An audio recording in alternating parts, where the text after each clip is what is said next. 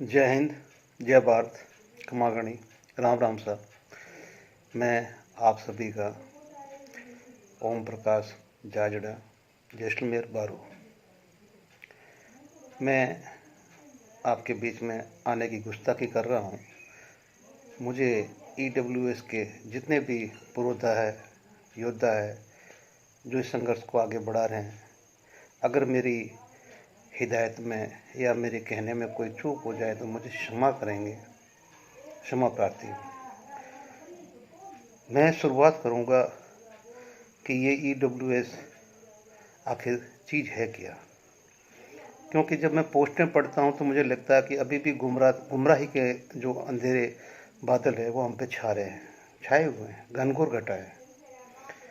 आरक्षण, देश आज़ाद हुआ, सरदार वल्लभ भाई पटेल ने जब रियासतें इकट्ठी की तो उन रियासतों के अंदर जो राजा महाराजा थे उनका राइट बनता था कि जब अपनी रियासत सरकार के साथ में मिला रहे हैं तो उनको भी अपना हक के लिए राज्यसभा, लोकसभा में अपना नेतृत्व चाहिए।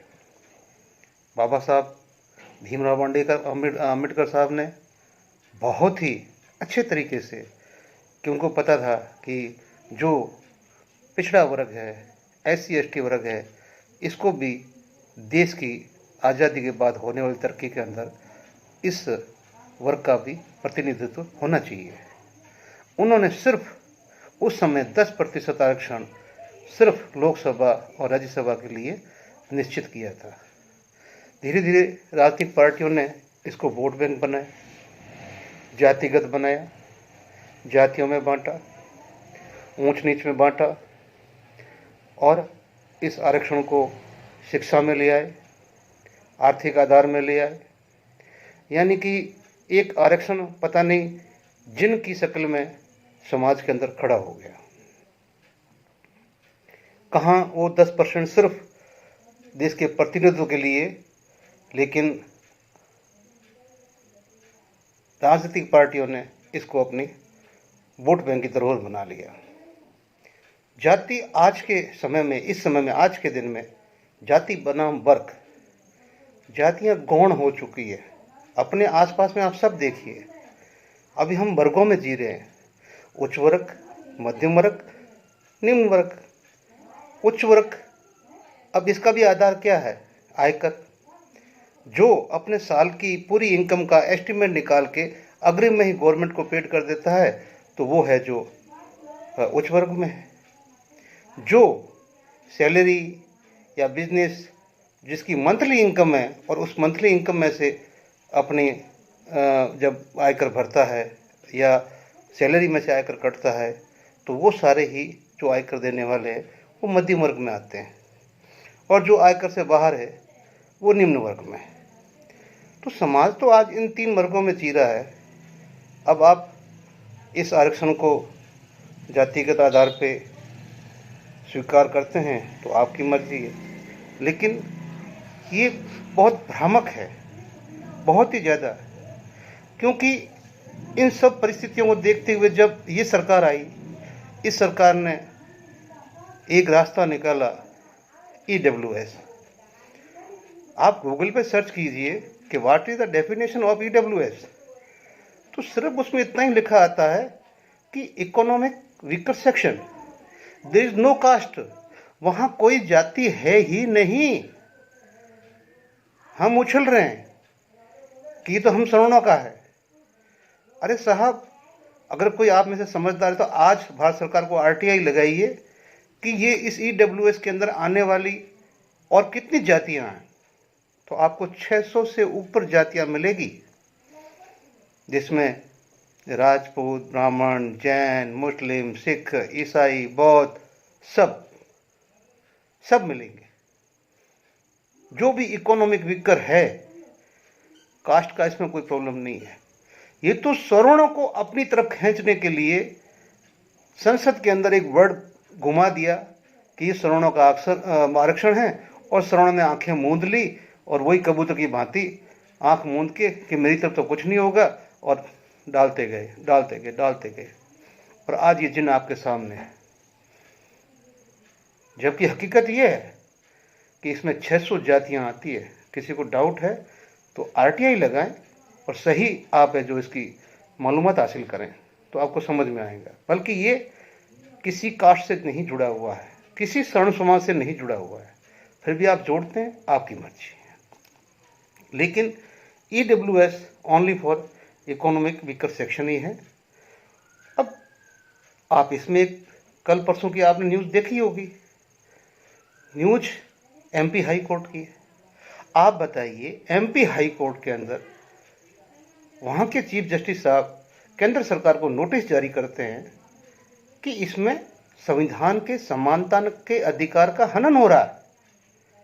तो EWS में SC ST OBC भी शामिल होने चाहिए। ये अभी पिछले हफ्ते ही MP हाई कोर्ट ने केंद्र सरकार को नोटिस जारी किया है। और अंधे को क्या चाहिए? 2 आंखें। जब जुडिशरी में इसमें हस्तक्षेप कर दिया, आप इधर आरक्षण के लिए अपना वो जोर लगाते रहो, संघर्ष करते रहो, और वो बोल देंगे भी अभी ये कानूनी बचड़े में पड़ गया, तब कानून का जब आएगा फैसला उसके बाद ही हम सोचेंगे, तब तक आपका चुनाव हो जाएगा और आप श्रवण समाज को छाती ठोकते हुए पीछे फिर लग जाओगे कि हमें तो यही देने वाले हैं, यही देंगे। क्योंकि आजकल भ्रांतियाँ यही है। और देने वाले ने तब ये क्यों नहीं समझाया कि ये स्वर्ण समाज का नहीं है, स्वर्ण समाज नाम क्यों लिया, जबकि इसके अंदर सारी के सारे शामिल है। मैं अभी फिर दोहराता हूँ कि हिंदू, मुस्लिम, सिख, ईसाई, जितनी भी जातियां हैं सब इसके अंदर शामिल है। जो इकोनॉमिक वीकर है, डेफिनेशन में वो कवर है। अब अगर हमें इस जिन के साथ लड़ना है, अपने बच्चों का भविष्य में सुधारना है, अपने बच्चों के लिए अगर हमें अपनी जिंदगी की आहुति देनी है तो दो, लेकिन सरकार को चेता के कि ये आपने हमारे साथ जो ये 10% का जो खेल खेला है, बोल दिया कि ये स्वर्ण समाज का है, लेकिन स्वर्ण समाज के बंदे कितने एनरोलमेंट हुए पिछले 9 साल के अंदर, उसकी गिनती आप खुद देख लीजिए। जो केंद्र के हलफनामे में देख लीजिए, केंद्र के आप RTI लगा के पूछ दीजिए, आपको पता चल जाएगा आपकी परसेंटेज क्या रही है। आप 1-2% भी स्टैंड नहीं करते हैं 10 में से। मैं स्वर्ण समाज की बात कर रहा हूँ, क्यों कि बाकी भी शामिल है उसके अंदर, बाकी भी शामिल है, इसलिए 10% बहुतों में बटा हुआ है। लेकिन मेरी आपसे गुजारिश है कि देखो, हमारे राजस्थान में एक कहावत है कि चोर को मारो, चोर की माँ को ही मार दो।